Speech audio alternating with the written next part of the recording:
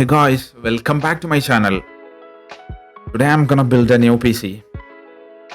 I'm researching it a lot and finally it comes with it. ഇതൊരു high end ബിൽഡൊന്നുമല്ല, ഇതിലും വലിയ high end ബിൽഡുകളും അതേപോലെ ഒരുപാട് കസ്റ്റം ബിൽഡുകളൊക്കെ കറൻ്റ്ലി അവൈലബിൾ ആണ്. ഞാൻ എൻ്റെ റിസർച്ചിൽ എനിക്ക് എൻ്റെ കണ്ടന്റ് ക്രിയേഷന്, ഗെയിം കളിക്കാൻ എല്ലാത്തിനും പറ്റുന്ന കോലത്തിലുള്ള ഒരു ബിൽഡാണിത്. And it has comes with Asus Prime B760M Wi-Fi. ഇതൊരു വൈഫൈ സപ്പോർട്ടഡ് ആയിട്ടുള്ള മദർബോർഡ് ആണ്. And also 12th Gen and 13th Gen പ്രോസസ്സേഴ്സും സപ്പോർട്ട് ആവും. അതേപോലെ തന്നെ DDR5 റാം ആണ് ഇതിനകത്ത് യൂസ് ചെയ്യാൻ പറ്റുന്നത്.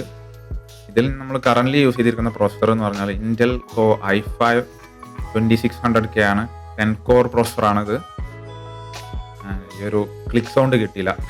Just didn't get that click sound. Anyway guys, പിന്നെ അതേപോലെ തന്നെ ഇതിനകത്ത് ഞാൻ ഈ 4 സ്ലോട്ടൊന്നും റാം യൂസ് ചെയ്യുന്നില്ല. May be future we can use that. Okay, currently 32 GB മാത്രം മതി എനിക്ക്. ഒറ്റ സ്റ്റിക്ക് 32 GB റാം മാത്രമേ യൂസ് ചെയ്യുന്നുള്ളൂ. പിന്നെ അതേപോലെ തന്നെ ഇത് ആണ് നമ്മൾ യൂസ് ചെയ്യുന്ന SSD ആൻഡ് XPG Gammix അഥവാ അഡാറ്റയുടെ XPG Gammixൻ്റെ ഒരു Gen 4 SSD ആണത്. നല്ല ഫാസ്റ്റാണ്, അത്യാവശ്യം റിലയബിളാണ്, അത്യാവശ്യം കോസ്റ്റ് എഫക്റ്റീവ് ആണ് ആ ഒരു SSD.